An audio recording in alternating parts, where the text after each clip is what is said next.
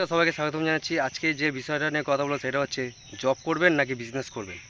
দেখুন, অনেকের ক্ষেত্রে জব সুইটেবল হয়, অনেকের ক্ষেত্রে বিজনেস সুইটেবল হয়, কিন্তু প্রশ্ন হচ্ছে আপনার বেসিক নেচার কীরকম।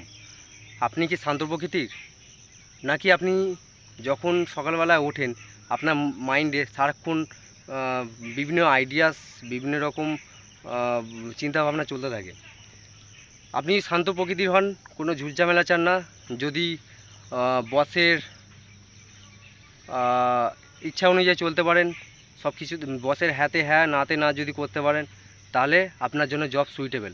আর যদি এসব করতে না পারেন তাহলে হয়তো মেবি বিজনেসটা আপনার জন্য সুইটেবল। আপনার মাথায় বিভিন্ন রকম চিন্তা আসে, বিভিন্ন রকম আইডিয়া থাকে, সারাক্ষণ চলতে থাকে, তাহলে বিজনেস আপনার জন্যে।